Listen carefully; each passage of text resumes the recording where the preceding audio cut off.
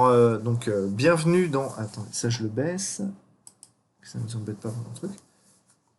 Bienvenue dans ce cours sur la théorie des graphes. Et là, ce qu'on va voir, c'est les bases, hein, les fondements de la théorie des graphes. Donc, on va voir un peu ce qu'est la théorie des graphes, d'où ça vient, pourquoi ça a été créé, à quel point ça peut être utile. Et puis, on va voir les définitions de base.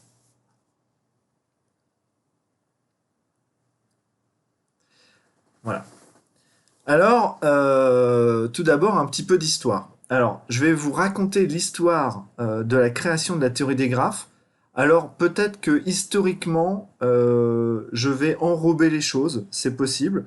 En fait, c'est l'histoire que je vais vous raconter, c'est celle qu'on m'a racontée, c'est celle que d'autres collègues racontent, mais j'ai pas eu le loisir de trouver des bouts d'histoire qui permettent de vérifier ça. Alors par contre, coupez vos micros s'il vous plaît pendant le... Voilà. Attendez. Voilà, merci.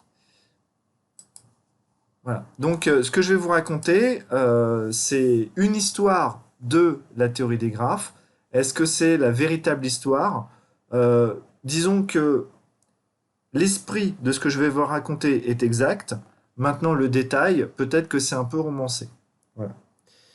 Alors, il faut savoir que à l'époque, hein, il y a au moins très très longtemps, donc au XVIIe siècle, euh, bon, il n'y avait pas la télé évidemment, il n'y avait pas Internet, et les gens s'ennuyaient. Et ils s'amusaient différemment de nous. Et en particulier, la bourgeoisie et la noblesse, il y avait le concept de cour. C'est-à-dire que il y avait des gens importants qui se réunissaient, qui organisaient des soirées, des choses comme ça, et on invitait des artistes ou des scientifiques, des savants, pour aborder différents thèmes et discuter. Et en particulier, il y a Euler, qui était un mathématicien et qui a été invité à la cour. Donc là, il était à la ville de Königsberg.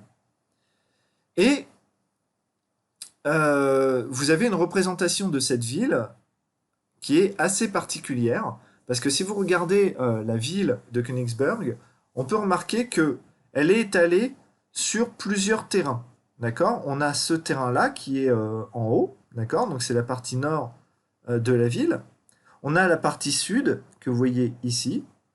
On a la partie est qui est ici. Et on a un îlot central. Et alors, si on regarde, il y a des ponts qui relient les différents éléments, enfin les différents endroits de la ville. D'accord? Donc, entre la partie nord et l'îlot central, vous voyez qu'on a un pont ici et un autre pont ici.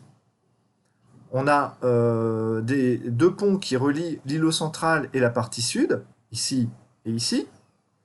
On a un pont qui relie l'îlot central à la partie est, et la partie est est également reliée à la partie sud et à la partie nord. Donc au final, on a 7 ponts, 1, 2, 3, 4, 5, 6 et 7. On a 7 ponts. Et c'est là tout le début des problèmes qui ont mené à la création de la théorie des graphes. Alors en fait, lors des discussions, Euler était venu, il discutait de mathématiques avec les gens de la cour, mais il faut aussi se représenter ce que sont les nobles à cette époque. C'est-à-dire que on ne peut pas vraiment se permettre de dire à un noble qu'il ne sait pas ou qu'il ne comprend pas. D'accord? Il est noble, donc il est supérieur aux autres. Voilà. Et ça, c'est un peu problématique.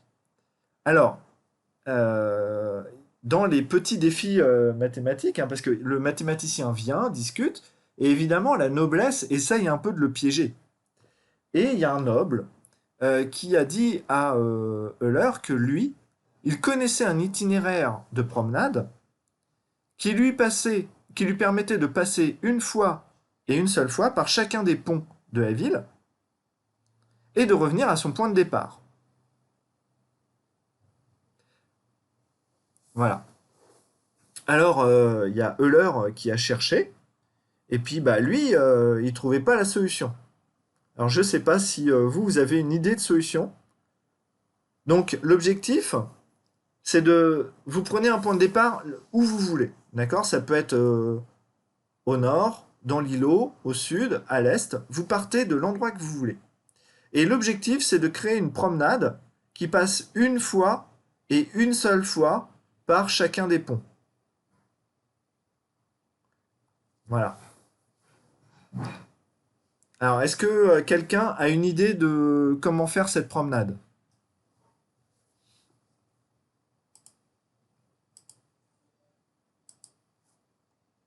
Ah, comme ça, de tête, je vois pas, non? Alors, de tête, peut-être pas.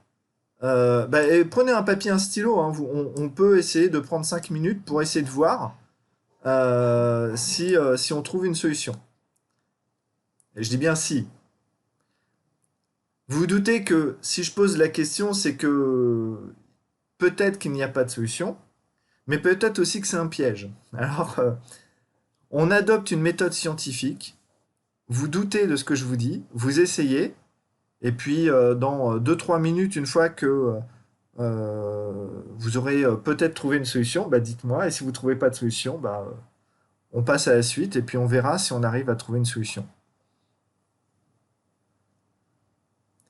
Et moi, je propose qu'on demande à quelqu'un d'essayer de nous trouver une solution. Qui on pourrait désigner? Monsieur, juste une question. Ouais. En fait, je vois pas où ils sont les ponts. Tu vois, attends. Tu vois l'image là? Ouais, Alors, les ponts, ils sont. Tu vois mon curseur? oui, Alors là, il y a un pont. Regarde. Quand j'enlève le curseur, tu vois, il était là le pont. ok. Là, il y a un autre pont ici. Tu le vois? Oui, oui, Ici, ok. là. Donc c'est tous ceux qui font le tour de la petite île, quoi. Bah, t'en as un ici, là, qui est en bas. Mhm. Et tu en as deux, un ici et un là. Ok, merci. En tout, tu en as sept. D'accord? Donc, vous partez d'un endroit de la ville. Vous devez passer une fois et une seule fois par chacun des ponts et revenir à votre point de départ.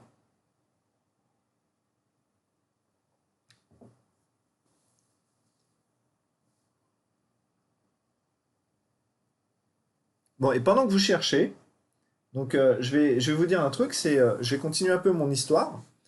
Euler, lui, sur le coup, quand on lui a, euh, le noble lui a dit qu'il connaissait cet itinéraire, Euler a voulu trouver cet itinéraire, mais il était devant tout le monde. Et avec la pression, bah, il a cherché, cherché, et il n'a pas trouvé. Et donc, il a été un peu piqué au vif, parce que vous imaginez bien ce qui peut se passer. Vous êtes devant un groupe, c'est vous le savant, et il y a quelqu'un qui avance à avoir une connaissance que vous n'avez pas. Surtout à l'époque, c'est un peu délicat. Donc on imagine que le noble s'est un peu moqué de lui et lui a fait ah, ah, ah, moi je sais, toi tu ne sais pas. De là à dire qu'il s'est moqué de sa qualité de savant, il n'y a qu'un pas. Voilà. Et il faut savoir qu'il y a une règle absolue, hein. C'est de ne jamais froisser un matheux. Parce que les matheux, alors les L3 Miach, vous le savez mieux que personne, euh, ils sont têtus. Ils sont têtus et franchement, si un truc est faisable, ils vont trouver comment le faire et ils vont y aller. Ils peuvent ne pas dormir, ils peuvent y passer 2 jours, 3 jours, un mois, 2 mois, 2 ans, 5 ans. C'est pas grave. Si on les a suffisamment enquiquinés, ils vont y aller et ils vont trouver la réponse. Voilà. Euh, je peux vous dire que quand il y a eu la Seconde Guerre mondiale, en particulier, le domaine des équations différentielles a fait un bond gigantesque parce qu'il y avait des savants qui voulaient absolument stabiliser, avoir les meilleurs stabilisateurs possibles pour leurs missiles, parce qu'ils voulaient vraiment que le camp adverse s'en prenne plein la tête, hein. Il y en a qui détestaient les communistes, donc l'objectif, hein, même si on collabore avec les nazis, c'est pas grave, du moment qu'on arrive à leur en envoyer sur la tête, hein. Et donc là, il y avait des matheux qui étaient très remontés et qui travaillaient nuit et jour sur les équadifs. Et donc à ce moment-là, on a fait des avancées extraordinaires. Et là, bah, on est un peu dans le même état d'esprit, hein, parce que là, cette histoire, ça va mener à une avancée qui est extraordinaire, qui est la création de la théorie des graphes. Alors, pendant que je blablatais, est-ce que quelqu'un a eu un début de piste ou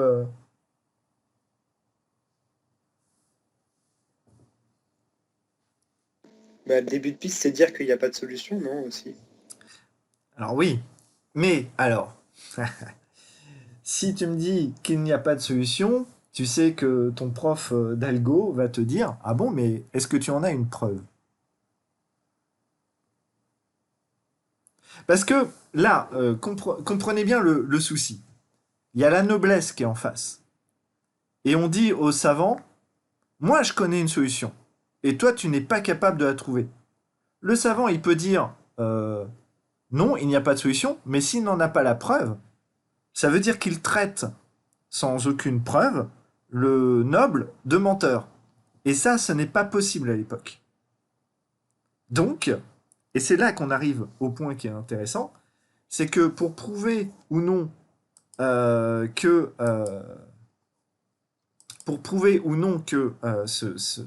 cette promenade est possible, alors il a inventé la théorie des graphes.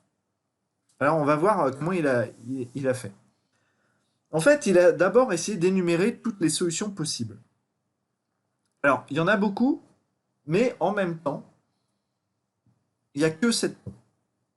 Donc, hein, vous avez vu en début d'année, les L3 Miage, que la combinatoire, le nombre de possibilités peut augmenter très très vite. Mais malgré tout, 7 ponts, c'est faisable à la main. Il peut y passer plusieurs jours, mais c'est faisable à la main. Mais lui, déjà, ce qu'il a remarqué, c'est qu'il y a la partie nord de l'île, la partie sud, un îlot central et l'île est. Concrètement, ce pont-là, que je vous montre, celui-là, qu'il soit ici, ou qu'il ait été placé ici, ça ne change rien à la solution, on est d'accord. Et donc lui, déjà la première remarque qu'il a pu faire, c'est que les endroits, les lieux, pouvaient être rassemblés en une seule entité qu'on pourrait appeler une entité. D'accord? On va faire un peu. Ce qui compte, c'est les relations topologiques. C'est-à-dire, la partie nord, elle est reliée à l'îlot central grâce à 2 ponts.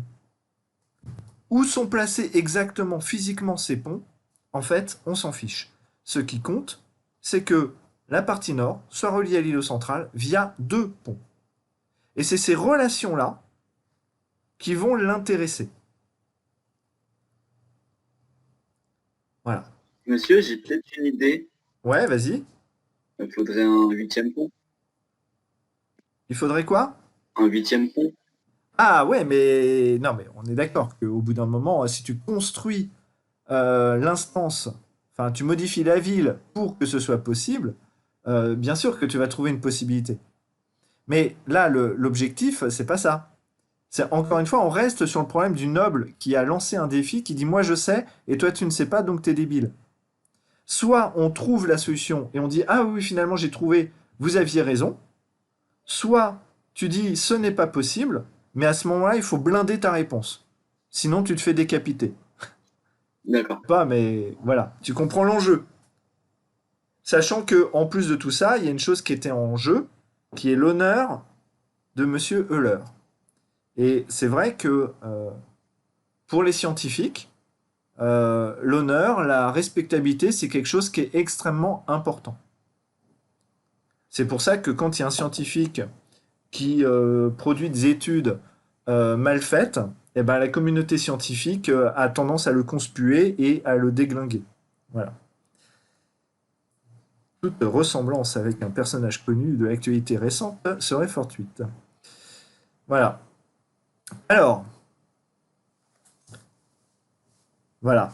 Il n'existe pas de réponse, enfin de solution à ce problème-là. Ce n'est pas possible de passer une fois et une seule fois par chacun des ponts, tout en revenant à son point de départ. D'accord? Alors, dans les slides, je vous donne une intuition de la preuve. D'accord? On va. Alors, est-ce que j'ai fait une image? Non, j'ai pas fait d'image. Attendez, je vais prendre ma tablette. Excusez-moi, j'ai oublié de préparer ma tablette. Je vais vous montrer un petit dessin avec l'idée de la preuve. Voilà. On va pas faire la preuve en elle-même parce que déjà, elle est disponible dans tous les bouquins. Et puis après, elle est un peu longue. Mais l'intuition... Hop là.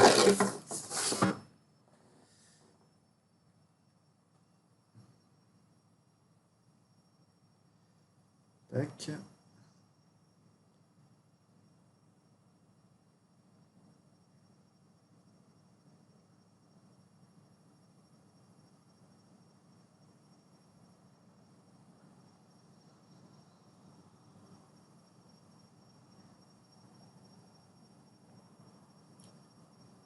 Voilà, et je partage. Alors, je crois que j'ai pris le pas. Vous me dites si vous voyez bien ma tablette. Ouais, C'est bon, je la vois. ouais, Oui, super. oui. Super, super. Alors, voilà. Voilà.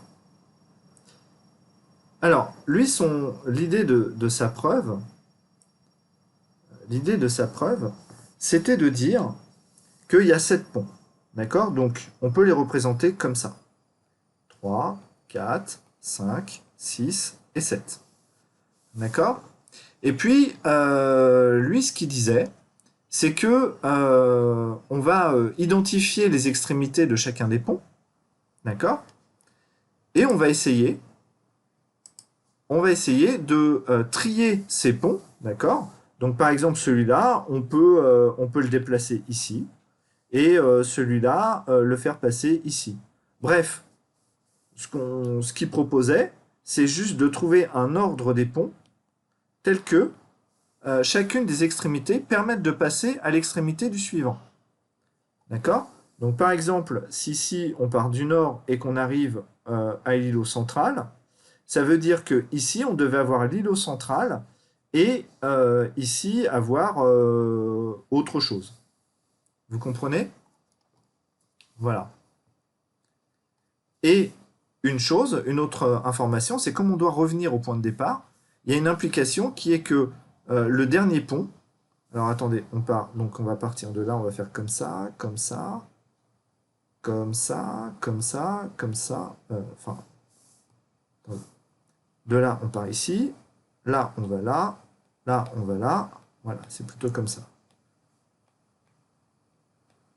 Voilà, et ici, donc, à cet endroit-là, on doit revenir au point de départ, c'est-à-dire le nord. D'accord?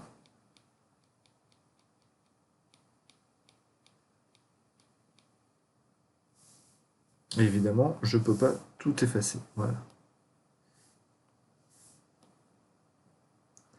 Voilà, alors en utilisant cette technique, d'accord, ça c'est son idée de preuve,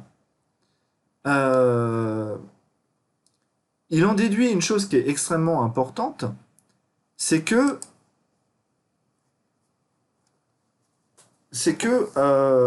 son terrain, tout terrain doit obligatoirement être incident, d'accord, avoir pour extrémité un nombre pair de ponts. Parce que s'il est incident à un pont, il est également aussi incident au précédent ou au suivant dans le tri. D'accord?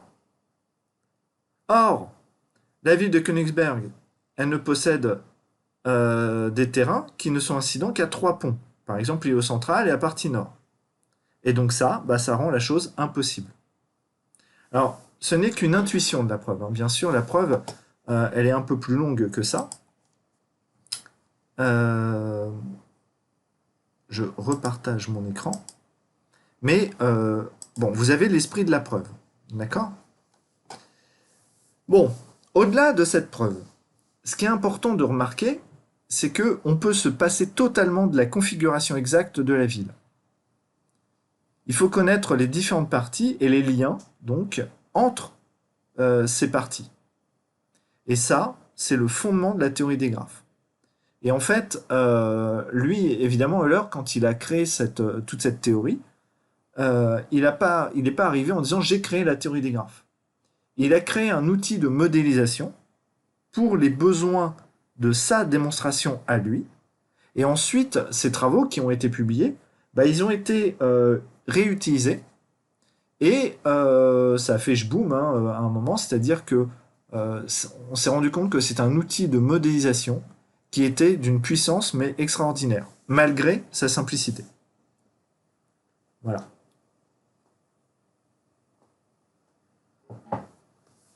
Alors, finalement, ce qu'on peut voir, c'est ça. C'est que la ville de Königsberg, elle peut être modélisée de cette manière-là. Et alors, je ne sais pas si vous comprenez, mais on s'est abstrait, totalement abstrait, de la configuration physique de la ville. La seule chose qui compte, c'est de savoir que l'îlot central, ici, est relié à la partie nord, ici, par un pont et par un deuxième pont. Quelle est la forme, la longueur exacte, l'emplacement exact de chacun de ces ponts? On s'en fiche. Et à partir de là, à partir de cette vision simplifiée de la ville, et donc de ce modèle, eh ben, on va pouvoir réaliser des preuves qui vont être beaucoup plus simples. Ça va pour le moment? Oui. Très bien. Alors, on est d'accord que là, quand je vous montre la ville de Königsberg représentée comme ça, on se dit que la théorie des graphes, c'est un peu une arnaque, parce que finalement, on a quoi? On a des ronds, et on a des traits qui relient les ronds. Et ça, c'est presque niveau maternel, quand même. Vous allez voir que, en fait, on est capable d'exprimer tellement de problèmes avec ça, que c'est, voilà, ça en devient, mais passionnant. Donc, ce qu'il faut retenir, c'est qu'un graphe, avant tout, c'est un outil de modélisation. Ça ne permet pas de modéliser n'importe quoi, ça permet de modéliser essentiellement des objets, des entités, qui vont être en interaction avec les autres objets ou entités. Alors, une petite digression, c'est pour ça que les L3 Miage, quand je vous ai fait choisir les projets de Open Data et théorie des graphes, que certains d'entre vous ont eu des difficultés. Parce que vous preniez par exemple des données qui étaient des statistiques, mais des statistiques, ce n'est pas des objets en interaction avec d'autres objets. Là, on est vraiment obligé, pour faire de la théorie des graphes, d'avoir des objets en interaction avec d'autres objets. L'objet le plus intuitif, je dirais que c'est les êtres humains. Et les interactions entre ces objets, c'est quoi? Ça peut être des liens d'amitié. Quand on prend Facebook, vous avez votre liste d'amis. Et bien donc, vous et chacun de vos amis, vous êtes des entités, des ronds. Et comme vous êtes amis, il y a un trait entre votre rond et celui de vos amis. Voilà.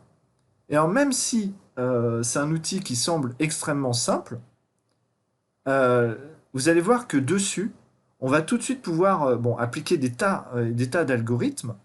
On va pouvoir prendre plein de choses dans la boîte à outils algorithmique, mais aussi dans la boîte à outils mathématique.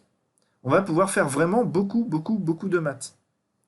Et d'ailleurs, quand on regarde qui sont les scientifiques qui font de la théorie des graphes, c'est assez intéressant.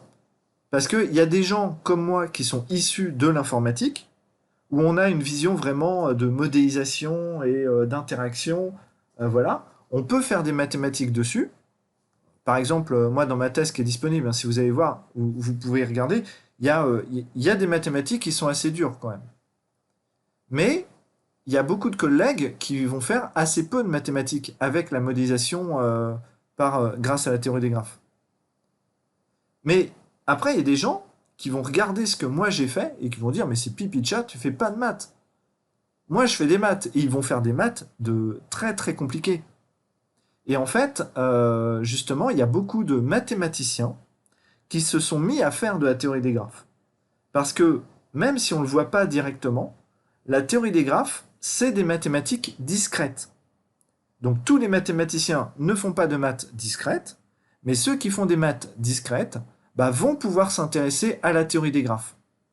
Et généralement, c'est assez intéressant parce que les preuves que les gens comme moi peuvent apporter sont plutôt constructives, c'est-à-dire je vais trouver un algorithme qui va permettre de trouver une solution et je vais montrer qu'elle met tant de temps à s'exécuter. Alors que les mathématiciens vont plus obtenir des résultats qui vont être structurels. Et un exemple concret, c'est moi j'ai un thésard actuellement, donc Valentin Bouquet, qui fait une thèse en théorie des graphes, et son directeur de thèse, Christophe Piccolo, qui est un professeur au CNAM, lui c'est plus un matheux en fait. Et moi je suis plus un informaticien, je dirais.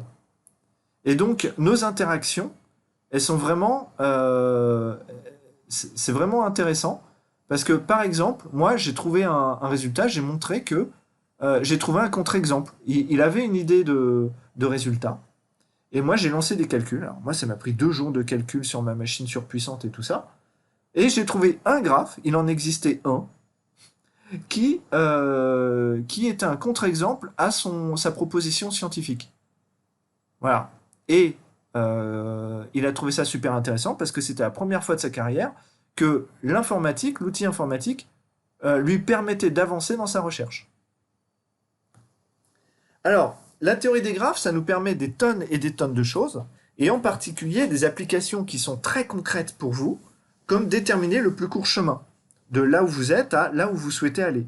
Quand vous utilisez votre GPS, votre smartphone, pour aller à un endroit où vous ne connaissez pas exactement où se trouve l'adresse et tout ça, vous tapez l'adresse dans Google Maps, hop, ça vous guide à droite, à gauche, prends ceci, prends cela, et vous allez arriver à destination en un temps qui est assez court, alors que si vous n'aviez pas utilisé ça, vous en aviez pour 3 heures, quoi.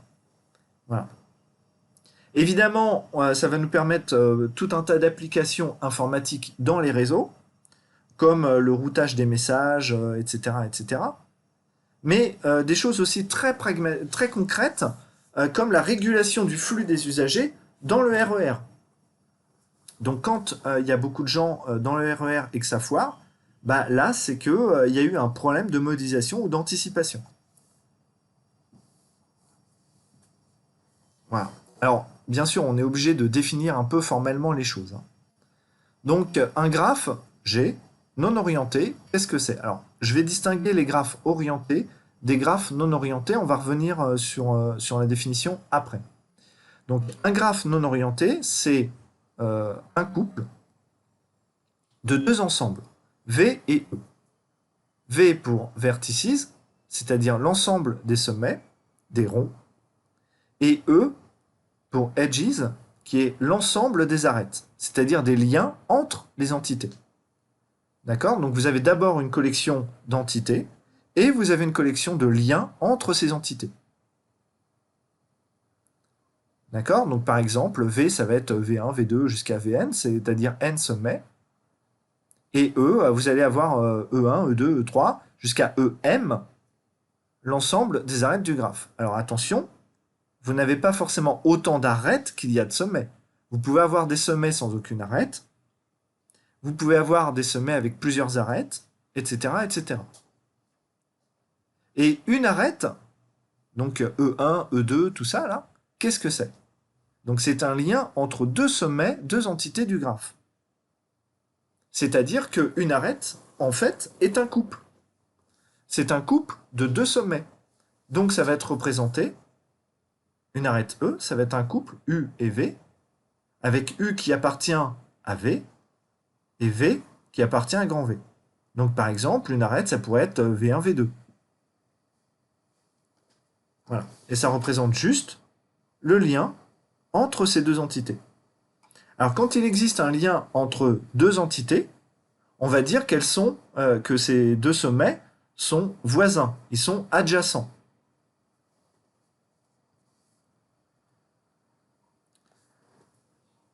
Alors voilà un exemple de graphe, et dans ce graphe, on a des sommets qui vont de 0 jusqu'à 9 inclus, D'accord? Donc l'ensemble des sommets, c'est 0, 1, 2, 3, 4, 5, 6, 7, 8 et 9. D'accord? Ils sont tous là, hein. Le 0, il est là. Le 1, il est là. Le 2, le 3, il est là. Le 4, le 5, il est là. Le 6, le 7, le 8 et le 9. Voilà. Et vous avez un ensemble d'arêtes. Et alors là, vous voyez que les arêtes, il y en a un peu plus, hein, dans cet exemple-là. Donc, par exemple, on a l'arête 0, 3, qui est ici, c'est-à-dire il y a un lien entre le sommet 0 et le sommet 3. On a l'arête 0, 7, un lien entre 0 et 7. Et il y a l'arête 0, 6, un lien entre 0 et 6. Voilà.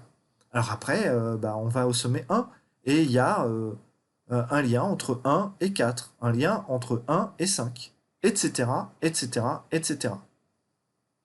Alors, bien sûr, quand on dit qu'il y a un lien entre deux arêtes, pour le moment, vu que je parle de non orienté, ce lien, il est dans les deux directions. C'est-à-dire que si vous avez un lien entre 0 et 3, alors le lien existe entre 3 et 0. Mais comme ça va dans les deux sens, on ne va pas s'embêter à énumérer les deux arêtes. D'accord? C'est une seule arête qui peut aller dans les deux sens. Donc si vous avez 0, 3, c'est la même chose que si vous aviez 3 et 0. Donc là, moi, dans mon exemple, quand j'ai énuméré les arêtes, j'ai juste donné l'arête 0, 3, et je n'ai pas donné 3, 0, parce que c'est la même arête, et on considère uniquement l'ensemble des arêtes. Ça ira? Alors,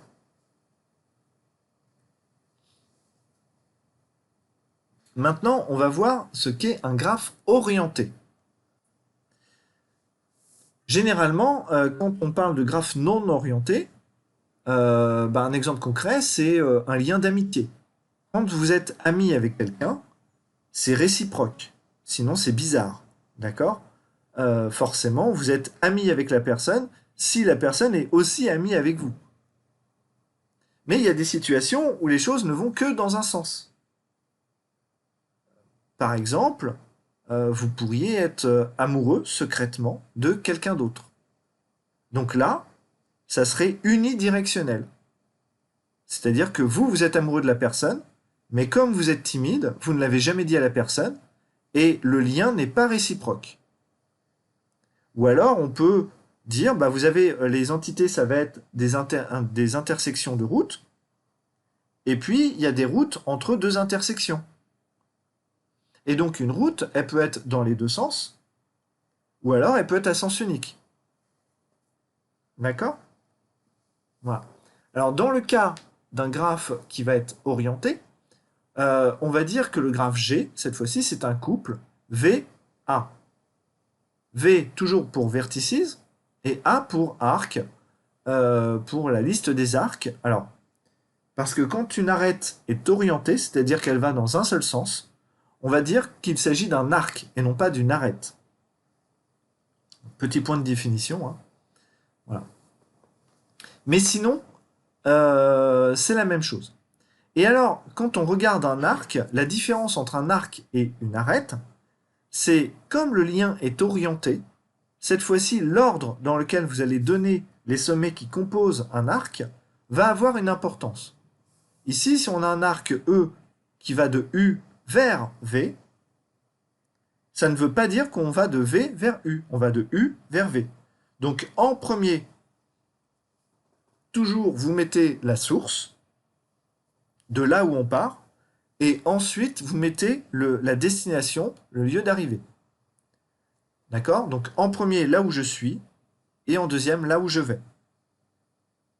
Et donc, vous voyez que si on reprend l'exemple de tout à l'heure, on va voir 0 vers 3, ça ne veut pas dire qu'on a 3 vers 0.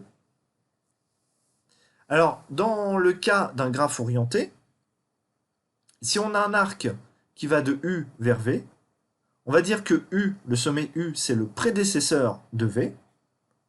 Il est avant, c'est son prédécesseur. C'est de lui qu'on peut aller jusqu'en V. Et on va dire de V qu'il est le successeur de U parce qu'il vient après, dans l'ordre du parcours.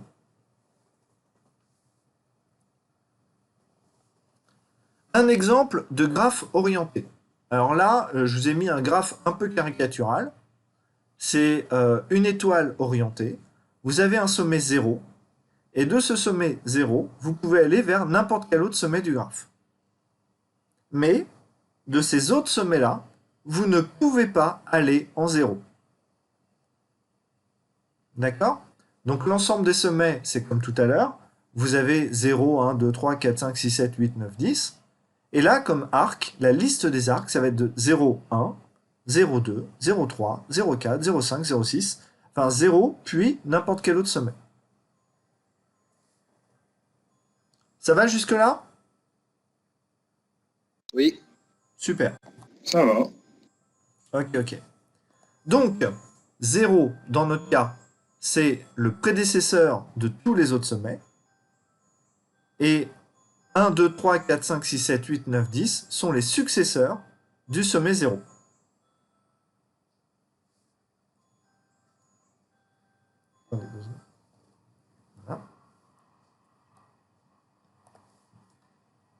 Voilà, donc là c'est ce que je vous disais tout à l'heure, il faut faire attention sur l'ordre dans lequel on place les choses. Pour une arête U, V, l'ordre des sommets qu'on va donner n'a pas d'importance. Donc U et V, ça revient à V et U. Mais pour un arc, là, ça a une importance. Alors souvent, on va parler de la taille d'un graphe.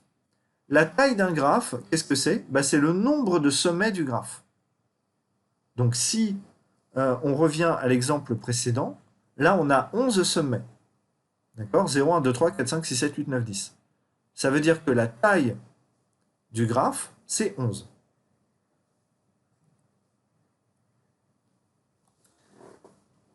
Alors, on va maintenant parler du voisinage des sommets.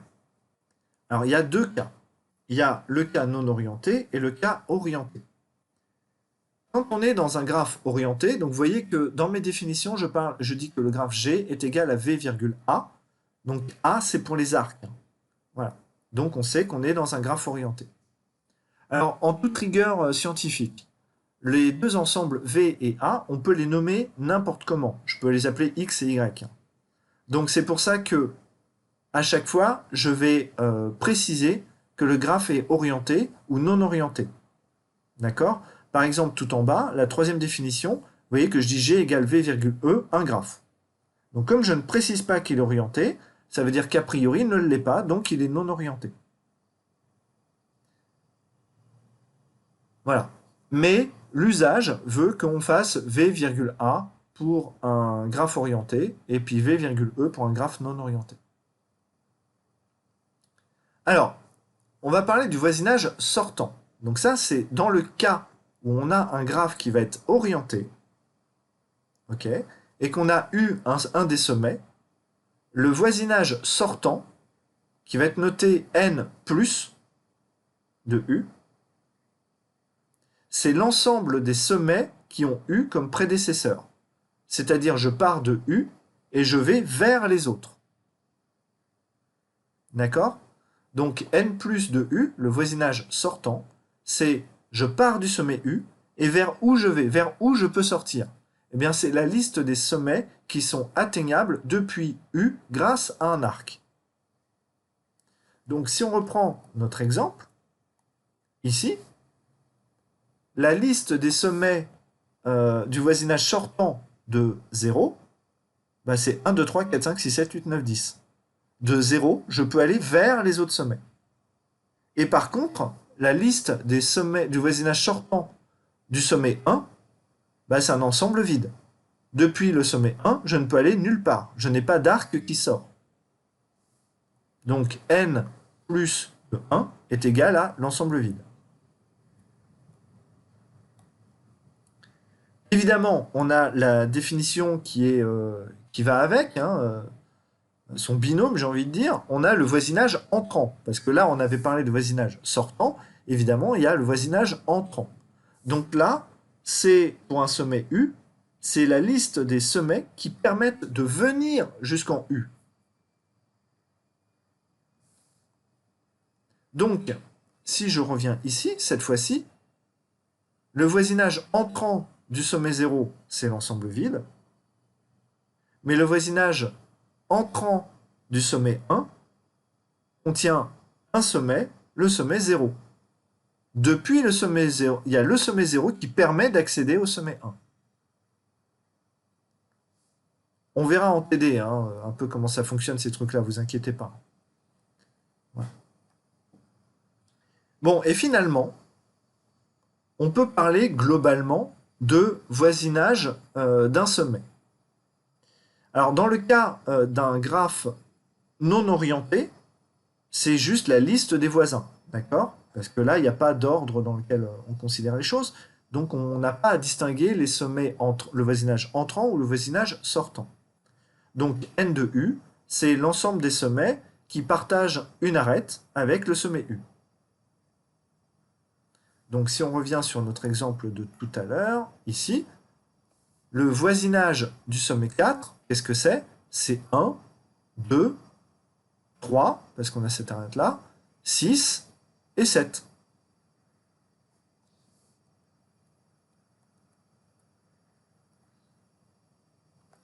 Et quand on est dans un graphe orienté, eh bien, N de U, on va dire que c'est égal au voisinage sortant de U, union le voisinage entrant de U. C'est-à-dire que c'est l'ensemble des sommets avec lesquels il y a un lien entrant ou sortant.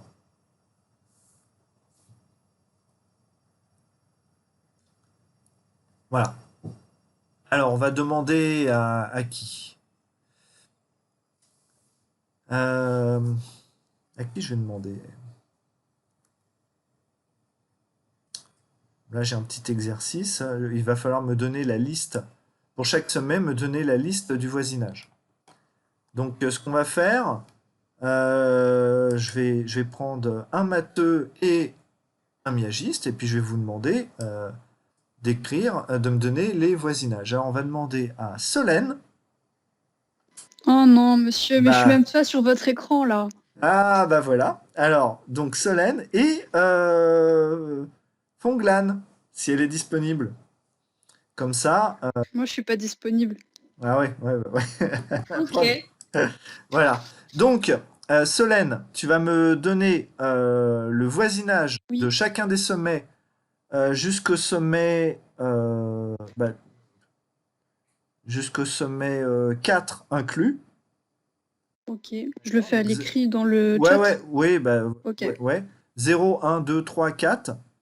Et Fonglan, tu mets de 5, 6, 7, 8, 9. D'accord? Donc, vous me faites la liste du voisinage de chacun des sommets. Alors, d'abord, faites ça un peu sur papier, et puis ensuite, vous nous le donnez. Alors, là, Excusez-moi, le voisinage entrant ou sortant? alors le voisinage. Alors, le voisinage, c'est-à-dire... du coup, l'union? Ouais, parce que là, regarde, D'accord. justement, c'est une bonne question. Parce que là, regarde, le graphe, il est non orienté. Oui. Donc, le entrant ou sortant n'a pas de raison d'être, parce que les arcs, enfin, les arêtes, justement, sont dans les deux sens. Il n'y a pas de sens. D'accord? Donc, Oui, il y a un oui. lien entre 5 et 9, alors il y a le lien entre 9 et 5. D'accord. Voilà. D'accord, merci. Et les autres, pendant ce temps-là, bah, vous pouvez essayer aussi de faire la liste de ses voisins.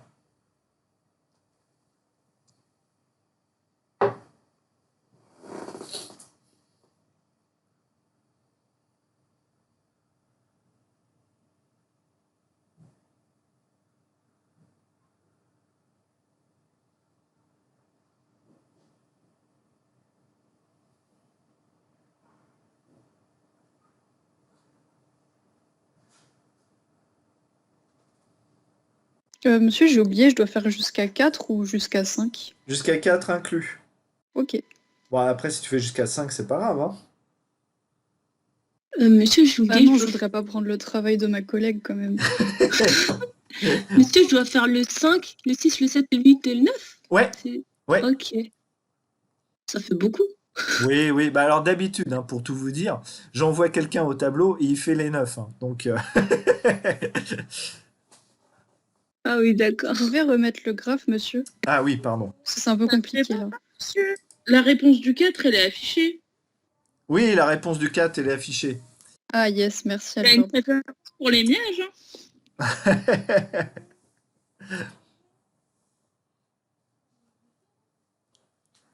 Bon, j'arrive 2 secondes, je reviens tout de suite. Hein. Terminez le truc. Solène, tu t'es trompé. Comment ça, je me suis trompée? Pour 0, c'est pas 4, c'est 7. Attends, pour 0, c'est pas 4. Ah non, merde, oui, j'avoue. Attends, je modifie ça en de suite. Vas-y, t'inquiète, le prof, il est pas là de toute façon. S'il est là, il est pas long. Genre, il entend. Le reste, c'est bon ou pas? Slack, hein. Attends, je vais supprimer le message. Voilà, tac. Et le premier aussi, parce que là, tout m'a dislike. C'est bien, Ouais, tu as tac. bien travaillé, Solène. Parfait. Parfait.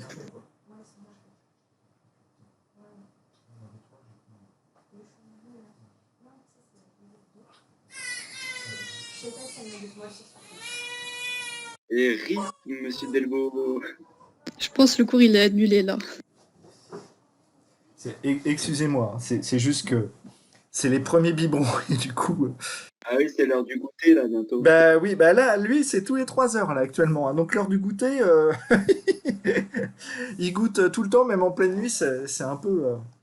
Alors, j'ai entendu que ça discutait et qu'il y avait des histoires de tu t'es trompé. Alors.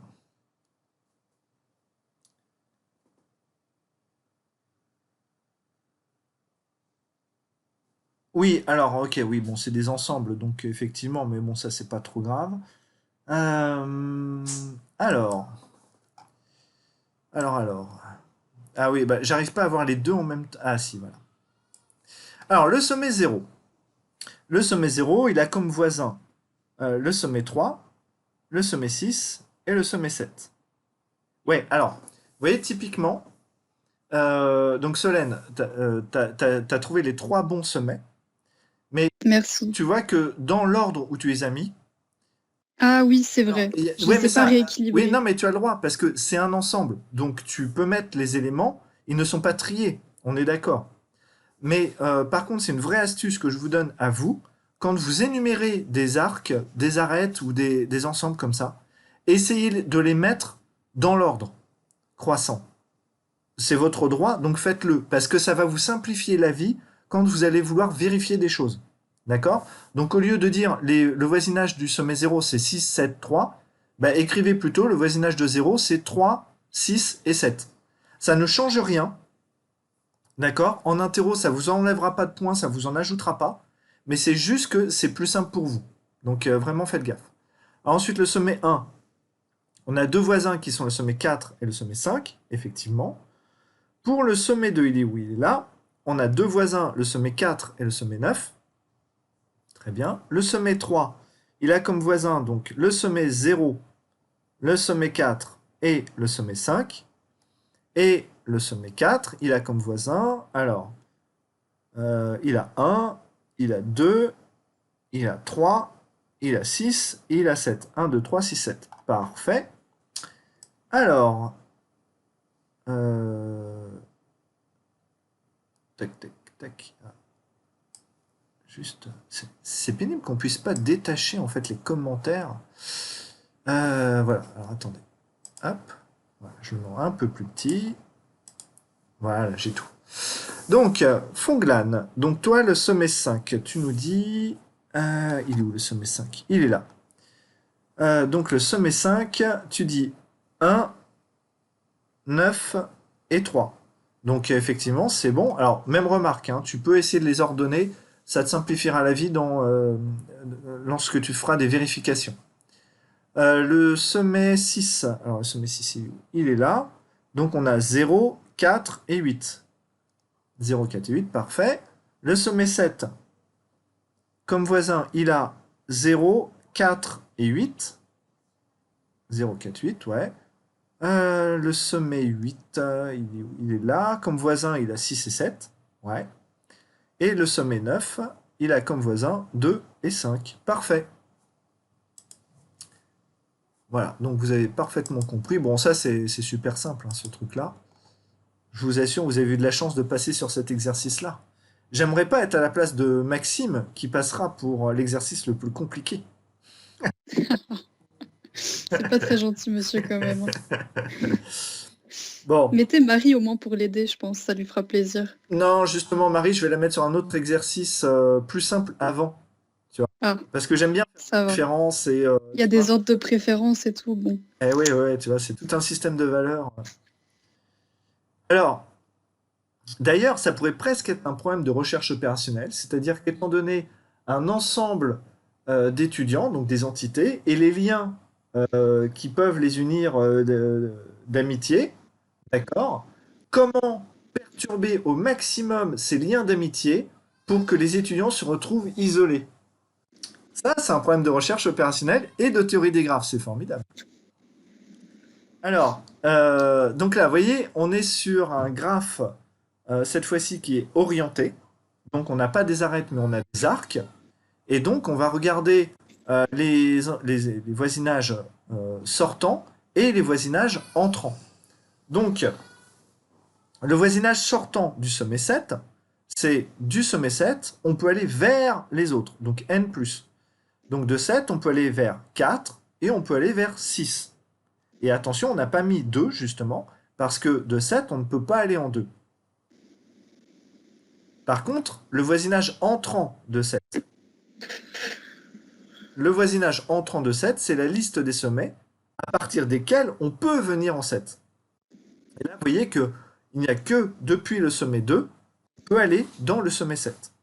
Donc, son voisinage entrant, n- de 7, c'est 2.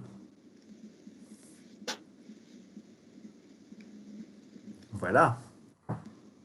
Donc, on va demander à Marie, justement, de nous faire le voisinage entrant et le voisinage sortant pour les sommets qui vont de 0 à 4. D'accord. Voilà. Et on va demander... J'équilibre, hein, je vais prendre... J'ai cru voir qu'il y avait Alvar. Oui, il y a Alvard. Elle aime bien Alvar. participer en plus, Alvard. Bah voilà. Oui. Donc Alvard, elle Alors va du sommet 5, oula, pardon, du sommet 5 jusqu'au sommet jusqu'au sommet 10, parce que de toute façon le 9 et le 10 c'est pareil. Donc du 5 jusqu'au 10. Ok?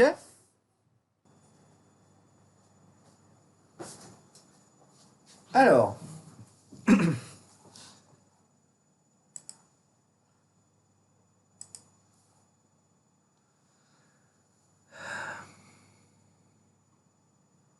ouh là là là là là là là là là là.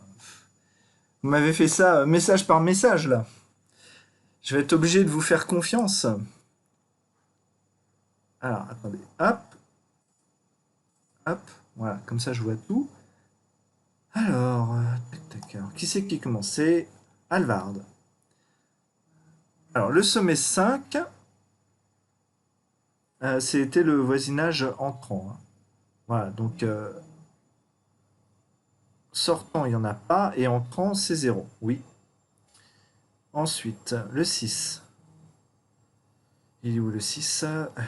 Alors, il n'y a pas de voisinage sortant, mais il y a un voisinage entrant qui est le sommet 7. Ouais, c'est ça.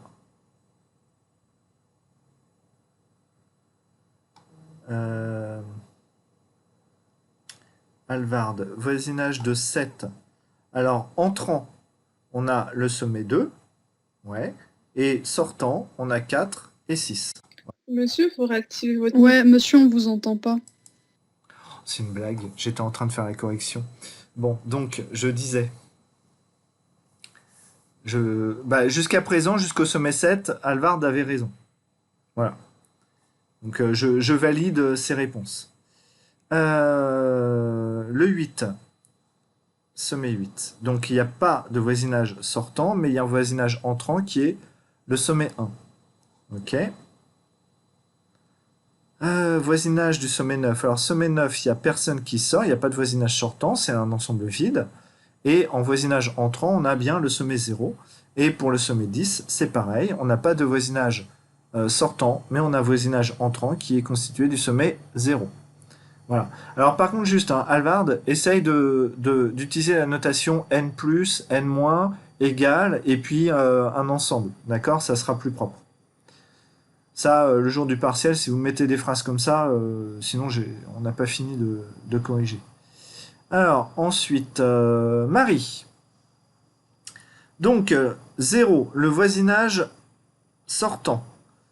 Donc, on a le sommet 1, on a le sommet 2, oui, on a le sommet 5, oui, on a le sommet 9 et on a le sommet 10, parfait. Le voisinage entrant, il n'y a qu'un seul sommet qui rentre en 0, c'est le sommet 3, parfait.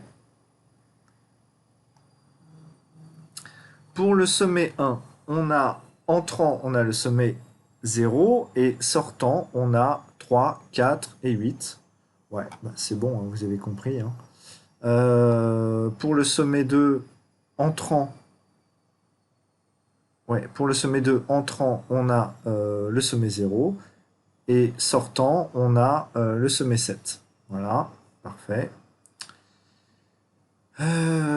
Ensuite, pour le sommet 3, en entrant, on a le sommet 1 et en sortant, on a le sommet 0. Ouais. Pour le sommet 4, voisinage entrant, on a 1 et 7 et on n'a pas de voisinage sortant.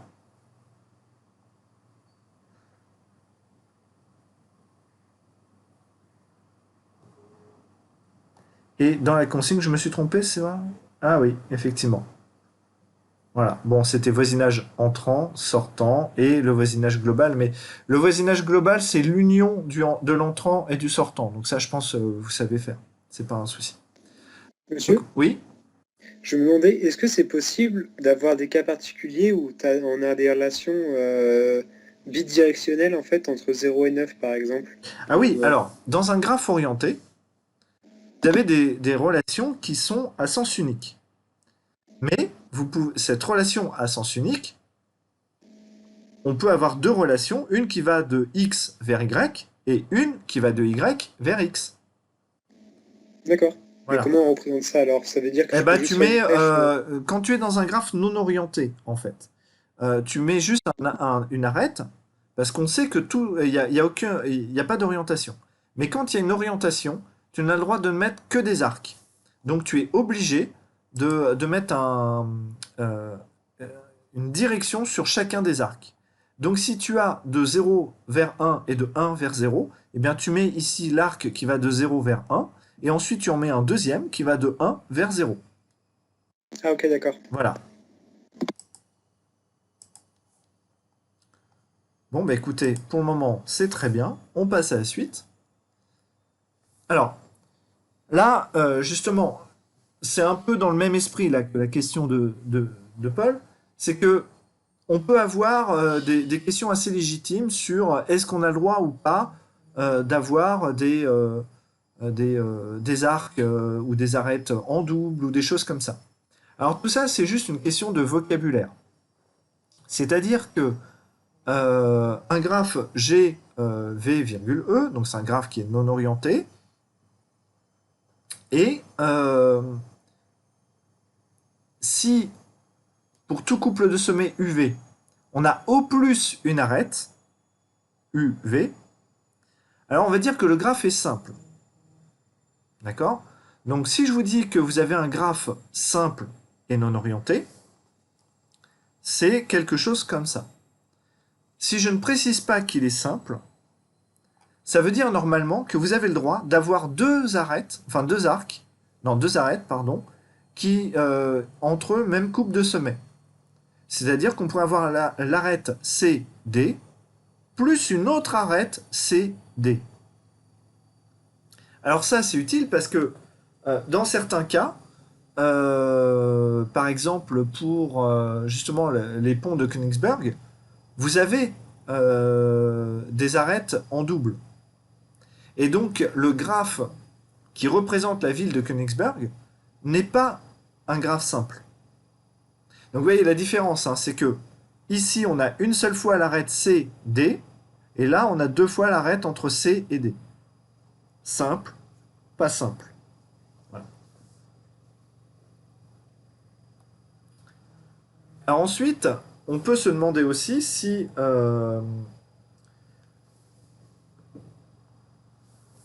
une arête peut avoir deux fois la même extrémité. C'est-à-dire que la source et la destination sont les mêmes. Alors tout à fait. Qu'on soit dans un graphe qui est orienté ou non orienté, vos arêtes et vos arcs peuvent avoir la même source et la même destination. Par exemple ici, on aurait une arête qui va de C vers C. Ça peut être utile dans certains cas. D'accord ? Par exemple, si vous modélisez les étapes, je ne sais pas, dans un jeu, vous êtes dans une pièce, vous sortez par la mauvaise porte, vous retournez dans la même pièce. Ou alors, si vous prenez une autre porte, vous allez dans la pièce D, ou une autre porte, vous allez dans la pièce B. Et vous voyez que dans la pièce B, bah, vous ne pouvez pas sélectionner de porte qui vous permet de retourner dans la pièce B. Donc ça, voilà, ça c'est assez classique. Vous ne pouvez... Alors, généralement, moi par exemple, ma recherche, je l'effectue sur des graphes simples, sans boucle. C'est-à-dire que je n'autorise pas les boucles et je n'autorise pas plusieurs arêtes entre un même couple de sommets.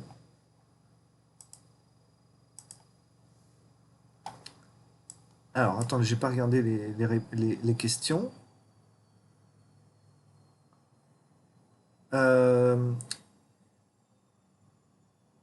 Ethan, j'ai pas compris ta question. C'est possible que la flèche reste sur le même sommet, qui est même source et même destination, justement.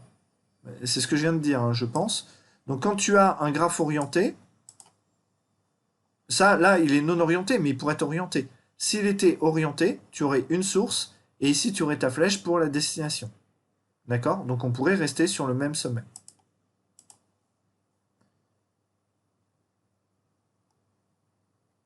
Et alors, oui, effectivement, à ce moment-là, on est dans le voisinage entrant et dans le voisinage sortant. Alors, vous voyez, j'ai repris un peu le même graphe. Et cette fois-ci, regardez, on a un sommet, qui est le sommet E, qui, lui, n'a pas de voisin.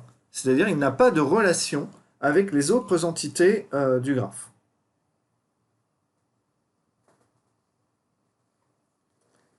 Oui, c'est une vision de la vie, Solène. Je plus sois, je suis d'accord. Alors là, donc je disais, vous avez un sommet qui n'a pas de relation avec les autres. Bah ça, quand un sommet n'a aucun arc sortant, ni aucun arc entrant, ou dans le cas comme ici d'un graphe non orienté, s'il n'y a aucune arête qui touche le sommet E, alors on dit que ce sommet-là est isolé.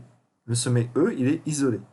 Alors ça aura une importance assez particulière parce que quand vous allez calculer un plus court chemin, si un sommet n'a aucun voisin, bah vous n'allez pas pouvoir l'atteindre. D'accord? Donc il faut que votre algorithme un jour s'arrête et puisse vous dire bah non, celui-là j'ai pas réussi à l'atteindre, donc il n'y a aucun moyen d'y accéder.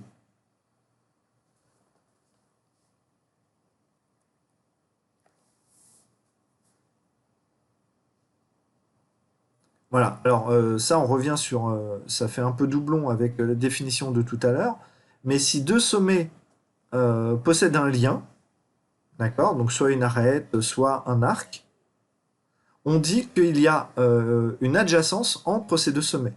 Donc par exemple, les sommets adjacents au sommet B, c'est A, C et D.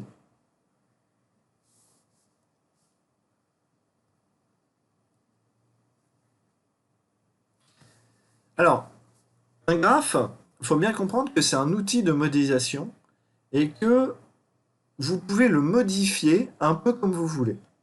C'est-à-dire que vous pouvez rajouter des informations un peu gratuitement. Par exemple, on peut rajouter des attributs. C'est-à-dire que on va rajouter des attributs, des valeurs, des variables au sommet, aux arcs ou aux arêtes du graphe. Par exemple, si on modélisait le réseau routier français, D'accord? Donc chaque arc serait une route. On pourrait pondérer l'arête, c'est-à-dire lui mettre un attribut qui serait la vitesse maximum sur cette route. Vous voyez? Qu'est-ce qu'on peut faire encore? Je vous montrerai un problème où on va colorier une carte avec des couleurs différentes. Donc là, ce qu'on pourrait dire, c'est que chaque sommet a un attribut qui est la couleur qu'on va lui donner. Est-ce que le sommet sera blanc? Est-ce qu'il sera noir? Est-ce qu'il sera rouge? Est-ce qu'il sera vert? Voilà, ça c'est des attributs qu'on peut ajouter. On peut ajouter un poids, donc sur une arête, comme je l'ai dit, mais aussi sur un sommet. On peut dire qu'un sommet, il a un poids. Certains sommets peuvent être plus importants que d'autres. Voilà. Alors ça, on ne va pas trop jouer avec les attributs. On va avoir des graphes qui vont être orientés et éventuellement pondérés, c'est-à-dire que les arêtes ou les arcs auront un poids qui va représenter la vitesse de transfert, mais on n'ira pas beaucoup plus loin. Voilà. Alors, un exemple de graphe pondéré, donc j'ai repris le graphe de tout à l'heure. Donc celui-là, il est non orienté, il est simple. Tu joins e cosa va? Non ci vedo davanti. Attends, hop. Voilà. Donc, je vous disais, on a un graphe, cette fois-ci, il est non orienté. Il est simple, d'accord, on n'a pas de boucle.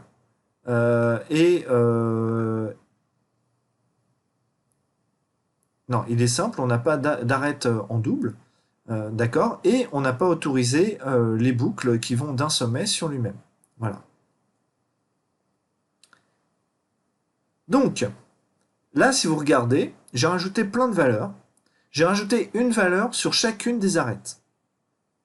Qu'est-ce que peuvent signifier ces valeurs-là?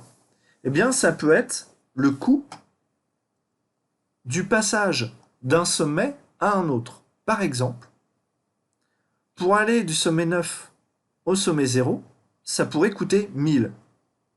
Imaginez, par exemple, vous allez prendre des routes et il y a des péages sur ces routes. D'accord? Donc là, pour aller de 0 à 9 ou de 9 à 0, ça coûte 1000. Il y a un péage, qui est très cher d'ailleurs. Par contre, entre 0 et 10, bah, ça coûte 0, parce qu'on n'a pas mis en place de péage, ou alors il y a les gilets jaunes qui sont là et les barrières sont ouvertes. Donc c'est gratuit. Et puis, il y a des routes touristiques qui passent par quelques villes, et puis là, au contraire, ils veulent vous inciter à passer par cette route-là pour désengorger, éviter les bouchons, et puis favoriser l'économie locale. Et donc là, ils vont vous donner 5 € si vous passez par cette route-là, par exemple. D'accord? Donc ça, vous voyez que la pondération permet de modéliser tout un tas de situations, et c'est sur ces trucs-là qu'on va pouvoir balancer un certain nombre d'algorithmes. Alors, je vous parle justement de chemin. Un chemin, qu'est-ce que c'est? Alors, ça dépend, chemin, chaîne, ça dépend si c'est orienté, non orienté. J'avoue, on va essayer d'être cohérent, mais à notre niveau, je m'en fiche un petit peu, d'accord? Normalement, c'est vrai que le chemin, c'est quelque chose qui est orienté, et on dit chaîne si c'est non orienté, mais j'avoue que moi, il m'arrive souvent de mélanger les deux termes, donc je vous en tiendrai pas rigueur. Voilà. Donc, un chemin, ou une chaîne, qui va relier deux sommets U et V, c'est une succession d'arcs, ou d'arêtes, suivant qu'on est orienté ou non orienté, consécutifs, qui partent du sommet 0, enfin U, pardon, et qui vont jusqu'au sommet V. Donc qui partent de votre sommet de départ, et qui vont jusqu'à votre sommet d'arrivée. Voilà. Par exemple, là, un chemin qui irait de 0 à 6, ça serait 0, 2, 2, 7 et 7, 6. D'accord? Ça, c'est la liste des arêtes qui partent de 0 et qui vont jusqu'à 6. Alors, je donne ce chemin-là, mais on pourrait avoir un autre chemin qui va de 0 à 6. 0, 1, 1, 4, 4, 7, 7, 6. Et alors, vous voyez qu'on a des chemins multiples qui ont pour même source et même destination. Donc si on a ça, eh ben, l'objectif, évidemment, ça va être d'optimiser, de minimiser le coût, par exemple, et donc, on va chercher le chemin dont la somme des pondérations sera la plus faible possible. Voilà.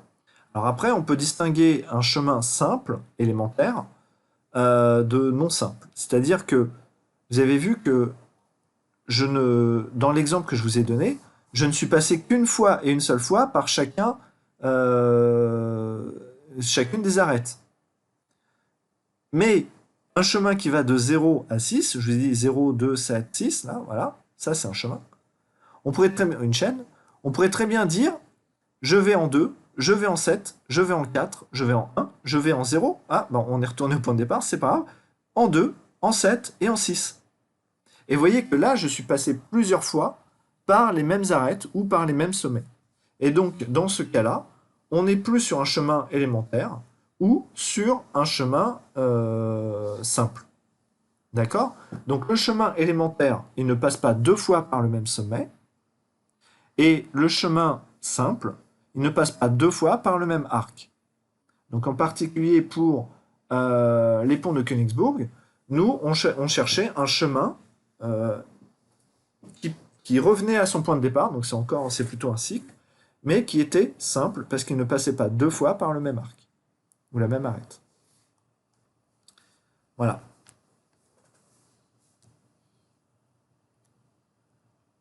Alors, la taille d'un chemin ou d'une chaîne.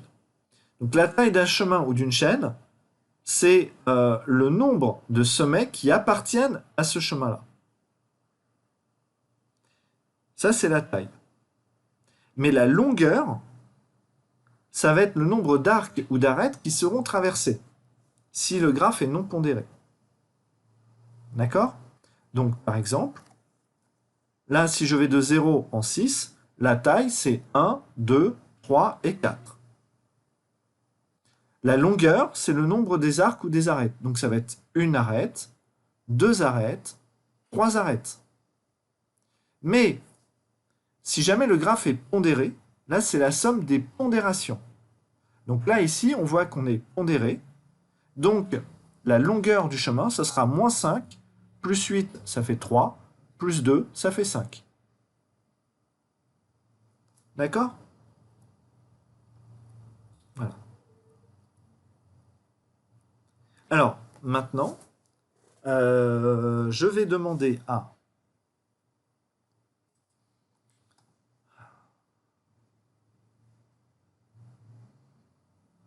À qui je vais demander? Rislan, ça fait longtemps que j'ai pas entendu Rislan. Et puis...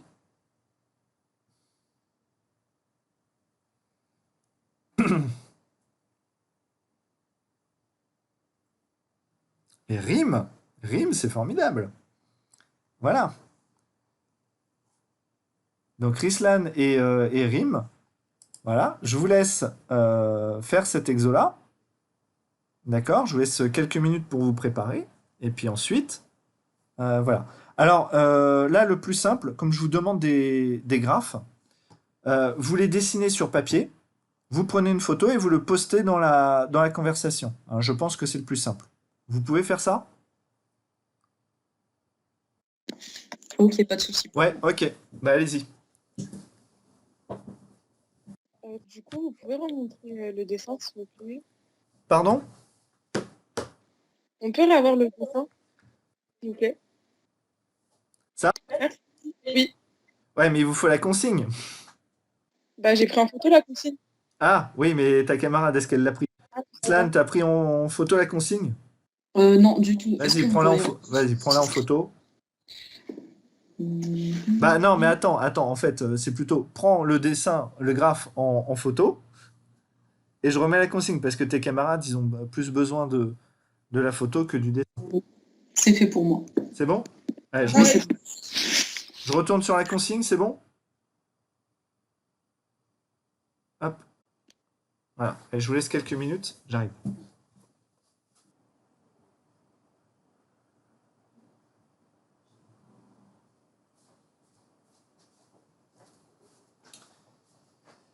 Alors, montrez-moi vos œuvres.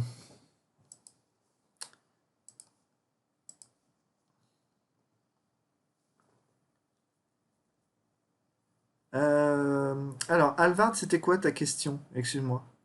Ah, c'était Ethan qui demandait, c'est le théorème de Dijkstra.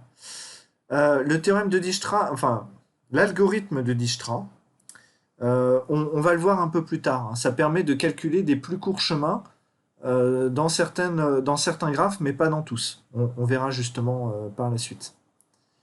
Je vois que Alvard, comme d'habitude, est au taquet. C'est bien. Ah, Marianne aussi. Nickel. Bon, bah écoutez. Voilà. Alors, Rim et Rislan, vous me mettez. Vous avez terminé ou pas? Moi, j'arrive pas à faire la 3, je vais pas vous mentir. Tu n'arrives pas à trouver? C'est un pondéré, hein. Alors, c'est lequel que tu n'arrives pas à faire? Et toi, Rislan, tu y arrives ou pas? Pour la 3, je suis en train de réfléchir. D'accord. Et les autres, vous y arrivez ou pas? Monsieur, pour la 3, il faut juste pas mettre des valeurs au niveau des chaînes. Ben, On les arrête. il y a une différence entre taille et longueur, hein. Taille, c'est le nombre de sommets, et longueur, c'est soit le nombre d'arcs ou d'arêtes, soit c'est la somme des pondérations. Donc comme là, on est dans un graphe pondéré, bah, il suffit de mettre les bonnes pondérations. Oui, mais donc on peut faire le même, on peut Ah bah, utiliser la même, oui, complètement. la même structure que le 1. Bah oui. Ouais,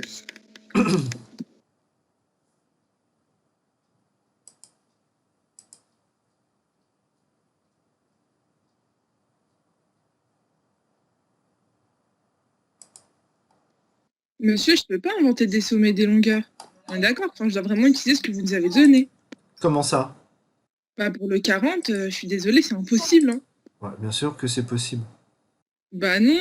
Enfin, Regarde, la longueur, si le graphe est pondéré, et là c'est le cas, oui, oui. la longueur du chemin, c'est la somme des poids. Oui. Eh ben, donc- Genre, tu les relis tous entre eux, je pense. Non, ben Ah non, ouais. non, non, mais attendez, Ah non, beaucoup ok, plus vas-y, simple. bon, j'ai rien dit. Beaucoup plus simple. Attendez, on va voir. Bon, Rim, tu m'envoies ce que tu as fait.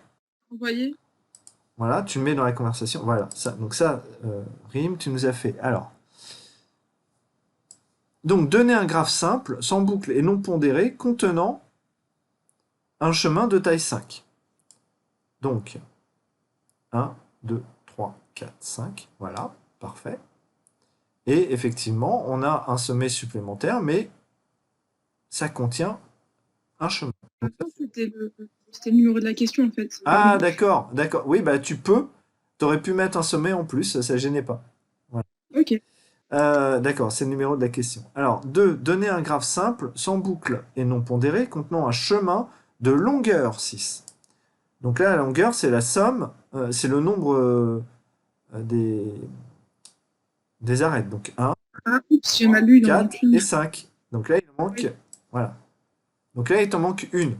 Tu vois? Donc, tu aurais Ouais. pu rajouter un sommet 7 et faire de 6 à 7. Et là, ça aurait été correct. D'accord? Oui.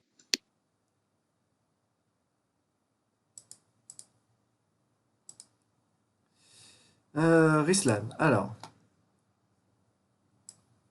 Donc c'est pareil, hein, t'as pas fait le 3. Alors, donner un graphe simple sans boucle et non pondéré contenant un chemin de taille 5. Bon, bah, 1, 2, 3, 4, 5. Alors là, j'aime bien parce que justement, vous voyez, votre camarade, elle n'a pas mis dans l'ordre les sommets, parce qu'effectivement, les numéros des sommets ne sont pas forcément successifs. C'est-à-dire qu'on va donner des noms qui doivent être uniques au sommet pour pouvoir les identifier, mais il n'y a aucune obligation de les numéroter dans l'ordre de 0 à x. D'accord? Donc là c'est assez intéressant comme exemple. Ensuite, donner un graphe simple sans boucle non pondéré contenant un chemin de longueur 6. Donc 1, 2, 3, 4. Non.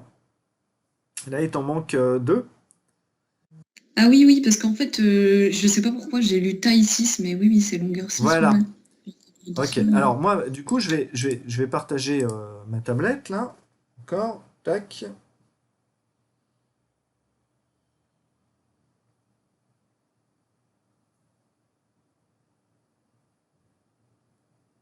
Voilà. Donc,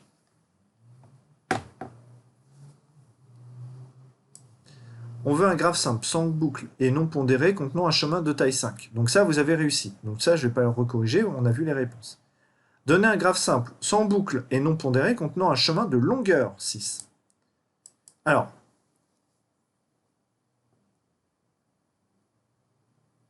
zéro, 1, 2, 3, là. Donc j'ai 3 arêtes. 4, 5,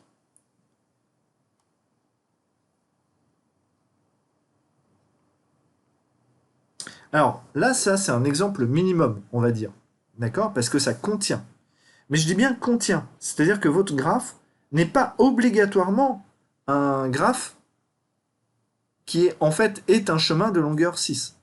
D'accord? On peut très bien avoir des arêtes en plus. Par exemple, on peut avoir ça. On peut avoir ça. Voilà. D'accord? Parce que là, effectivement, on a toujours notre chemin qui est de longueur 6. Donc 1, 2, 3, 4, 5 et 6.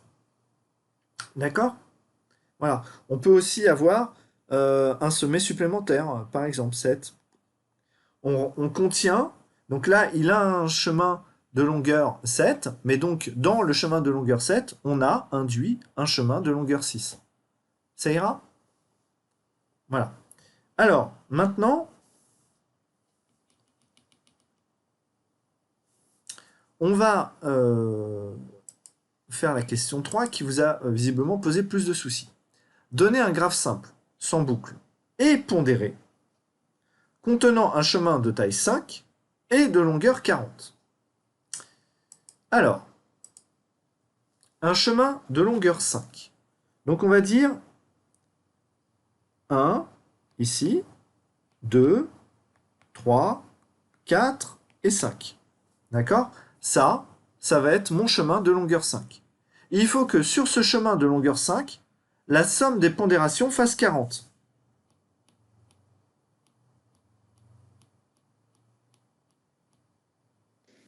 Monsieur, c'est pas taille 5? Ah, pardon, j'ai mal lu. Un chemin de taille 5, oui. Donc 1, 2, 3, 4, 5. Donc il va de 0 à 4. D'accord? On va reprendre de 0 à 4. D'accord? Le taille 5, ça va me faire ça. On est d'accord? Voilà. Donc il faut que là, la somme des pondérations fasse 40.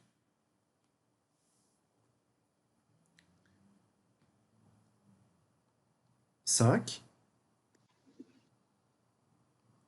15, là j'en suis à 15, d'accord? 25, et puis 15, par exemple. Et donc ici, je mets, je peux mettre 1000, 2 et 20. On est d'accord que ici, j'ai donc un chemin de taille 5, donc 0, 1, 2, 3, 4 qui contient 5 sommets, et dont la somme des pondérations est bien égale à 40. 5 plus 10 plus 10 plus 15, ça nous fait bien 40. D'accord? Ça ira, ça ou pas? Oui. Ouais, super. Ok. Alors, je repartage mon écran. Vous voyez mon écran là, hein? Oui. Ok, super. Alors, un graphe connexe. Voilà. Parce que tout à l'heure, je vous ai dit qu'on pouvait avoir des sommets qui pouvaient être isolés. Mais en fait, on pourrait avoir des groupes de sommets, où dans un groupe, les sommets, on peut accéder d'un sommet à tous les autres, mais qu'on ne puisse pas aller vers un autre groupe de sommets. Donc, un graphe, on va dire qu'il est connexe si pour tout couple de sommets UV, il existe un chemin allant de U vers V. Alors, connexe, on peut ignorer l'orientation des arcs si le graphe est orienté. D'accord?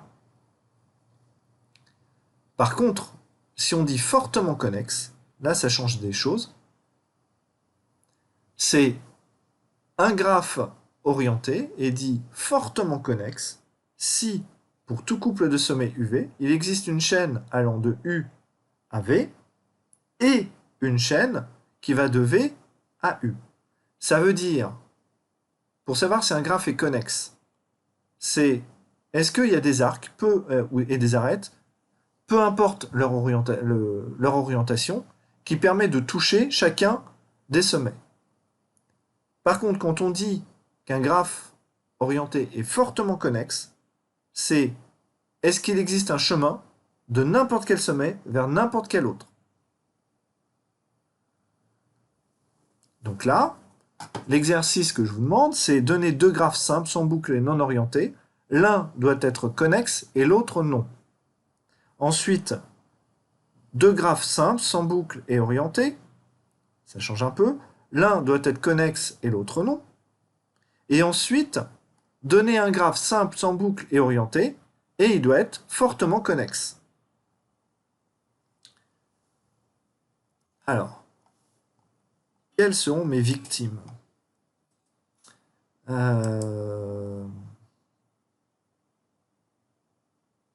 Paul. On va demander à Paul. Et puis, bah tiens, Stella. Voilà. Paul et Stella, vous me faites ça, s'il vous plaît. Je vous laisse quelques minutes, c'est pareil.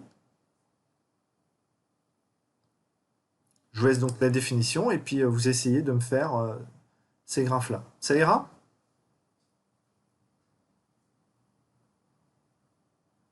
Oui. Petit coup de pression, hein.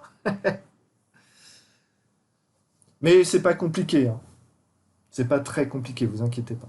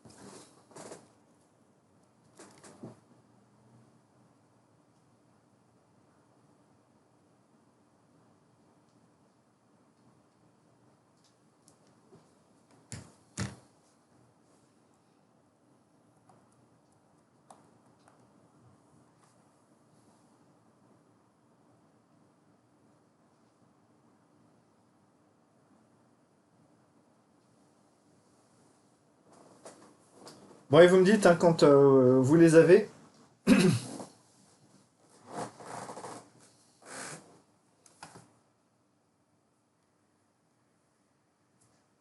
C'est un peu compliqué, non? Bah, la première fois. En fait, bien sûr, je vous donne ces exercices-là parce que c'est pas simple de se projeter dans la théorie des graphes. Il y a des définitions un peu dans tous les sens, et puis ah là là, on s'y perd et tout ça. Pour de vrai, c'est très simple. C'est vraiment très simple. Mais tant qu'on n'a pas fait l'effort de créer ces graphes-là, les premières fois, effectivement, à manipuler, c'est toujours un peu délicat. Mais c'est comme pour tout, hein, c'est vraiment un apprentissage, hein, la théorie des graphes. Plus vous allez en Monsieur, manipuler, plus vous serez à l'aise avec, plus vous serez à l'aise, plus l'outil vous semblera simple et facile à manipuler. monsieur, Ouais. je comprends pas. Est-ce que la figure 2,9 elle répond au premier exercice? Alors, donner deux graphes simples, sans boucle et non orientés. L'un doit être connexe et l'autre non. Alors, la figure 9, C'était la figure 2,9. Je sais pas si. elle est où? Euh, après. Ah, il me semble que c'est après la définition 20, après les graphes connexes.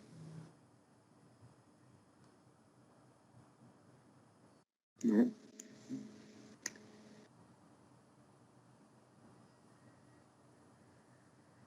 Ouais. C'est ça, celle-ci. Ouais.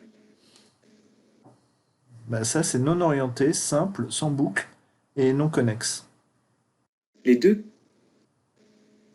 C'est Parce qu'en grave, fait- ça. Ah, d'accord, ok. Deux. Mais justement, là, Oui, que là, on va toucher à quelque chose, justement. De... Mais un graphe, c'est quoi finalement? Hein? Un graphe, c'est quoi alors? Enfin, C'est-à-dire. ok. C'est-à-dire. Bah, parce que je peux considérer, un graphe, je peux dire que je peux le couper en deux et dire que c'est deux graphes, non? Par exemple. Alors, ça dépend s'il y a des arêtes ou pas. Par exemple, si tu prends le graphe induit par le réseau routier, Mhm. tu es d'accord que si tu veux aller en Allemagne, il y a une route qui te permet d'aller en Allemagne. Il y a au moins un chemin. Donc, tu es dans un graphe qui est connexe. Par contre, est-ce qu'il y a une route qui te permet, en voiture, d'aller jusqu'à Washington? Et là, non. Ah non. Donc, pourtant, ils ont un réseau routier. Et si tu considères l'ensemble du réseau routier mondial, c'est un seul graphe. Mais il y a des zones qui ne sont pas accessibles à partir d'autres zones. Donc, le graphe n'est pas connexe. Mhm. D'accord? C'est un peu bête, hein, c'est vraiment des exemples qui sont... voilà. Alors, du coup, qu'est-ce que vous proposez tous les deux là?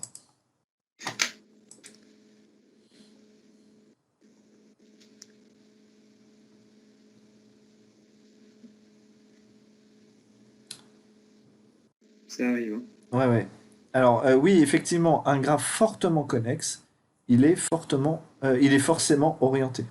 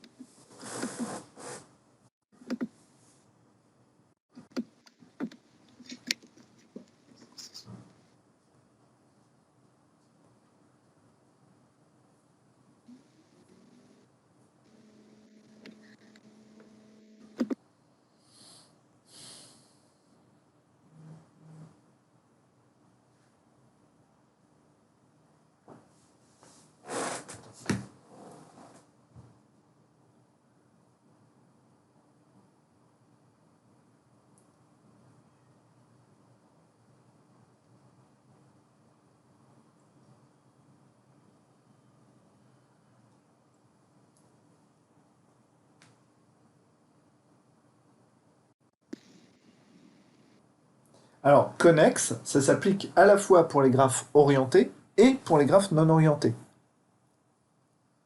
D'accord? Le fortement connexes, c'est lié uniquement, c'est pour les graphes qui sont orientés. Oui, tu allais dire. J'ai envoyé un truc pour le 1 et le 2, mais pas pour le 3 pour D'accord, l'instant. d'accord. Mais je suis pas du tout sûre. Alors, donc la question... Attends, on reprend. Donc la question 1, c'est donner deux graphes simples, sans boucle et non orientés. L'un doit être connexe et l'autre non. Alors. Donc ça, c'est un graphe qui est connexe, non orienté et sans boucle. Oui, on est d'accord. Et là, tu as un graphe 1, 2, 3, 4, 5, 6. Et il n'y a rien, il n'y a pas de lien entre 3 et 4 qui te permet, enfin, il n'y a pas de lien qui te permet d'aller de ce premier morceau à ce deuxième morceau. Donc effectivement, il est non connexe. Maintenant, question 2. Donner deux graphes simples sans boucle et orientés. Donc là, on rajoute l'orientation. Et l'un doit être connexe et l'autre non. Moi, je ne me serais pas embêté. J'aurais repris... attends.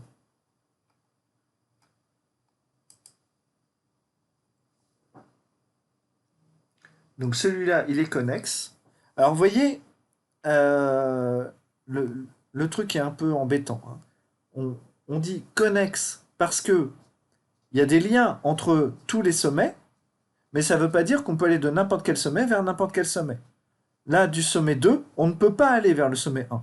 Mais comme il y a un arc entre 1 et 2, on considère quand même qu'il est connexe. Pour le deuxième graphe qu'elle nous donne, là, effectivement, le graphe il est orienté, mais il n'y a pas de lien entre les éléments de ce premier graphe-là et de ce graphe-là. Voilà. Donc ça, c'est bon. Et par contre, elle nous a pas proposé donc de graphe fortement connexe. Hein, c'est ça. Donc un graphe simple, sans boucle et orienté, qui doit être fortement connexe. C'est-à-dire que de chaque sommet, il doit exister une chaîne, un chemin, pardon, allant de n'importe quel sommet vers n'importe quel autre sommet. Alors, Paul, lui, qu'est-ce qu'il nous propose? Alors, Ah oui, on voit rien. alors là, ce morceau-là, c'est ton graphe connexe. Oui. Et la figure de 9, Ton graphe connexe est non orienté. Il est où? bah, c'est le premier. En fait, non, mais c'est que j'ai fait la figure de 9 plus un petit truc à côté pour avoir deux graphes. D'accord. Donc là, oui, alors, bon, il aurait fallu le dessiner, mais en fait, Oui. même si tu mets juste un sommet ici, ça suffit à dire qu'il est non. Il est connexe. Voilà. Ouais. Donc ensuite, pour le 2, donc J'ai fait pareil, mais juste j'ai mis. Donc là, il est connexe, il est orienté et connexe, et si tu fais... il faut rajouter quelque chose pour qu'il soit non connexe. Hein. Oui, mais en fait, j'imaginais la figure de 9, Ouais, mais voilà. avec D'accord. cette fois de l'orienté. D'accord. Et pour le dernier, tu as fait un graphe orienté et tu t'es pas embêté. Tu as fait chaque sommet va vers tous les autres. C'est ça? Ouais. Et De donc, A, c'est on bon. peut aller en B, de A, on peut aller en C, de B, on peut aller en A, on peut aller en C, et de C, on peut aller en A, et on peut aller en C. Donc là, vous voyez que ce graphe-là, il est orienté, il est connexe, mais surtout, de chaque sommet, on peut aller vers n'importe quel autre sommet du graphe. Donc, par définition, il est fortement connexe. Donc là, moi, ça me convient tout à fait. Voilà. Alors, attends. Monsieur, on va faire ça en TD? Pas le TD d'aujourd'hui, mais oui, un de ces quatre, oui, on va faire un TD, je crois que c'est vendredi que ça démarre, et on fera des choses Ok. comme ça. On va revenir dessus, hein, vous inquiétez pas. Voilà. Bon. Alors, quand vous avez un graphe, donc merci hein, tous les deux, évidemment, c'était bien. Voilà, donc quand vous avez un graphe, on va parler aussi de composantes connexes. Alors les composantes connexes, c'est les groupes de sommets qui sont connexes entre eux. C'est-à-dire que une composante connexe, vous voyez, c'est là A, B, C et D. On ne peut pas ajouter de sommet du graphe, d'accord, sans perdre la notion de connexité. Là, j'ai le sommet A, j'ai le sommet B, le C et le D. D'accord? Ça, on voit que c'est connexe parce qu'il existe un lien entre chacun qui permet d'aller de chacun des sommets aux autres. Donc A, B, vers C, vers D, voilà.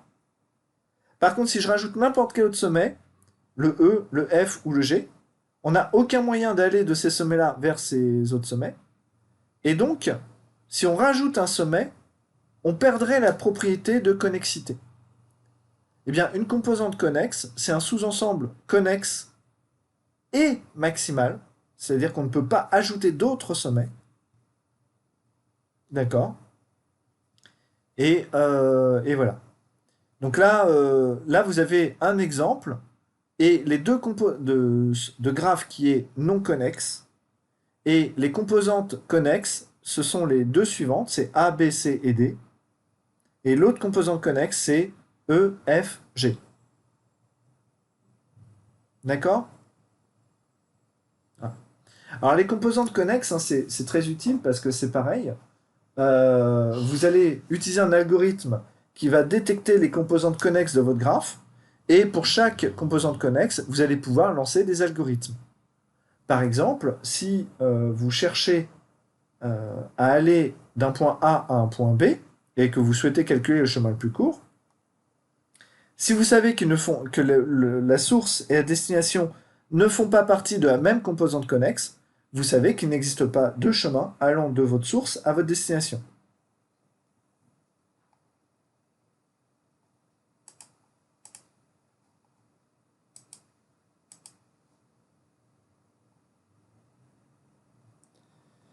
Alors, est-ce que chaque graphe fortement connexe est un multigraphe?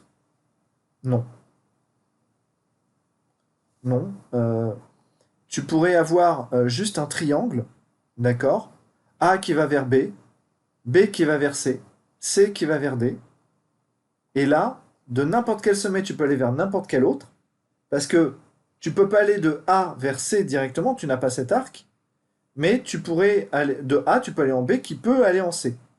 D'accord? Donc si tu as A, flèche B, flèche C, flèche A, ce graphe-là, d'accord? Et bien là, du coup, tu sais que tu as un graphe qui est fortement connexe. Et pourtant, il n'y a pas d'arc en double, et donc on n'est pas sur un multigraphe. D'accord? Ouais, merci. Voilà. Alors justement, là c'est ce que je viens de vous présenter. Le graphe que je viens de vous présenter, en fait, c'est un cycle. C'est-à-dire que de A, on peut aller en B, de B, on peut aller en C, et de C, on revient au point de départ qui est A. Voilà. Donc un cycle, en fait, c'est quoi? C'est un chemin qui est de taille strictement supérieure à 1 et qui part et arrive au même sommet. Donc là, vous voyez que si on enlève l'arête entre 0 et 4, on a un chemin qui va de 0 jusqu'à 4. Mais si on rajoute cette arête-là, eh bien, du coup, on va de 0 en 1, de 1 en 2, de 2 en 3, de 3 en 4, et de 4, on peut revenir à notre sommet de départ. Alors, vous voyez que dans la notion de cycle, il y a une chose qui est assez intéressante, c'est que là, j'ai dit, on part du sommet 0. Mais on peut partir du sommet 1, on peut partir du sommet 2, et en fait, ça va revenir au même. De 2, je vais en 3, de 3, je vais en 4, de 4 en 0, 0 en 1, et 1, je retourne en 2. Voilà. Donc ça, c'est un cycle.